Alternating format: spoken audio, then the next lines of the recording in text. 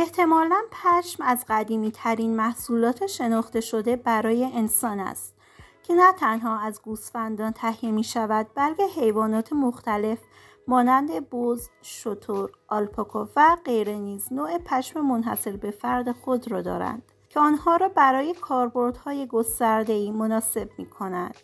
این الیاف همواره یکی از مهمترین مواد اولیه در صنایع نساجی بوده است که از دیرباز برای تولید پوشاک استفاده می شود. بررسی بقایای تاریخ نشان می دهد که بابلیان در 4000 سال قبل از میلاد مسیح در تهیه پارچه از الیاف پشم بهره بردند. از نظر دسته‌بندی، پشم در دست الیاف طبیعی و در زیرگروه الیاف حیوانی طبقه بندی می شود. در حال حاضر هیچ یک از الیاف مصنوعی از نظر کیفی نمی تواند در بافت پارچه، قالی و گلیم با پشم رقابت کند. ما در این ویدیو شما را با برخی از رایج‌ترین الیاف پشمی آشنا می کنیم و موارد استفاده از آنها را توضیح خواهیم داد.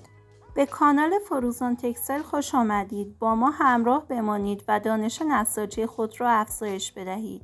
پشم مرینوس معروف به پشم استرالیا.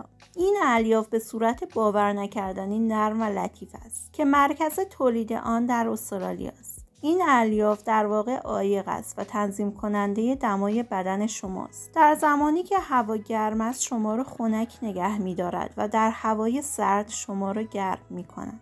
خواص آنتی باکتریال آن موجب می شود از تولید بوی بد جلوگیری شود. از این الیاف کمتر برای لباسهای رسمی استفاده می شود و بیشتر برای لباسهای غیر رسمی و عایق مورد مصرف قرار می گیرد. از موارد مصرف آن می توان به تولید ژاکت، لباسهایی که مستقیم با پوست در تماس قرار می گیرند، مانند زیر پیراهنی، لباسهای زیر، لباسهای کژوال یا ورزشی و همچنین مورد مصرف در منسوجات خانگی مانند پتو و روتختی اشاره کرد. این پارچه علیرغم نرمی و لوکس بودن آن یکی از ارزانترین پارچه های پشمی است. به علت پرورش گوسفندان مرینوس در استرالیا مشکلی از بابت تامین و تقاضا وجود ندارد و اکثر درجات پشم مرینوس از ترمه، موهر و سایر انواع پشم ارزانتر است. پشم موهر معروف به پشم آنگوره.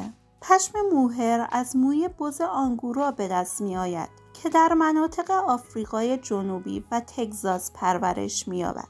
بزهای آنگورا پشمهای لرزانی دارند و در مقایسه با پشم گوسفندان بسیار نرمتر است. براقیت و درخشندگی قابل توجهی دارد که این ویژگی منجر شده است لقب الیاف الماس را به موهر بدهند و همچنین سازگاری آن با رنگها باعث تولید آن در رنگ بندی های متنوعی می شود. این نوع پشم بسیار با دوام است و مقاومت در برابر چین و چروک آن را به یک انتخاب مناسب جهت تولید کت‌شلوار و سایر لباس‌های رسمی نموده است. موهر یکی از گرانترین انواع پشم محسوب می شود. در کنار پشم کشمیری و آلپاکای سوری، این نوع از پشم بیشترین قیمت را در بازار به خود اختصاص داده است. پشم گوسفندان جوان. این الیاف که عمدتاً از پشم گوسفندان جوان تهیه می شود، درجه نرمی بالایی دارد. بنابراین البسه تهیه شده از این الیاف بسیار نرم و راحت است. پشم کشمیر. الیاف کشمیر یک الیاف لوکس است که به لطافت و گرمی معروف است و از پشم بزهای کشمیر تهیه می شود که نوع معروف آن در بیابان گوبی در آسیای میانه پرورش می یابد. اغلب در تولید البسه مرغوب استفاده می شود. هنگامی که الیاف کشمیر با بدن تماس پیدا می کند، احساس می کنید الیاف شما را در آغوش نرم و لطیفی قرار می دهند. این الیاف بسیار ظریف و انعطاف پذیر هستند و تولید البسه بافت ریز با تراکم بالا را مهیا می کنند. این نوع از پشم نمی تواند همچون پشم گوسفند معمولی گرما را حفظ کنند. این پارچه مورد استفاده در تولید لباسهای رسمی پوشیده و اغلب برای موقعیت‌های خاص بافته می شود. کشمیر از نظر قیمتی تفاوت زیادی دارد و پشم کشمیر با سطح کیفیتی بالا به شدت قیمت بالایی دارد.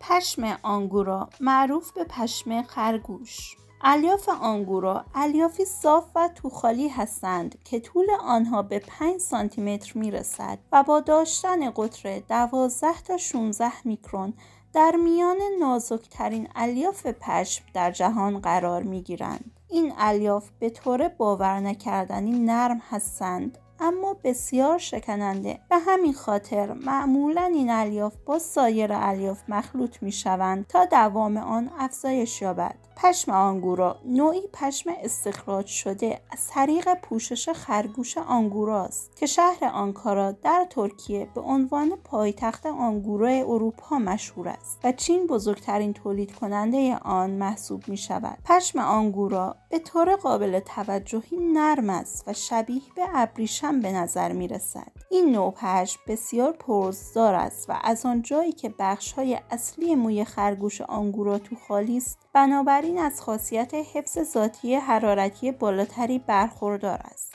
پشم آنگورا مانند انواع دیگر پشم حاوی ویژگی‌های آلرژیزایی ذاتی نیست. همچنین پشم آنگورا یکی از گران قیمت ترین الیاف نساجی طبیعی به شمار می آید. پشم شتلند. این الیاف تماماً از گوسفندان شتلند می آیند که در جزیره شتلند واقع در اسکاتلند یافت می شود.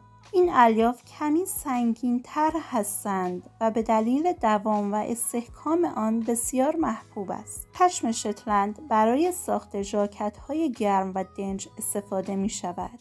موی شتر. الیاف موی شتر باختری نیز بسیار نرم و ضد حساسیت است و آن را برای افرادی که پوست حساسی دارند مناسب می کند.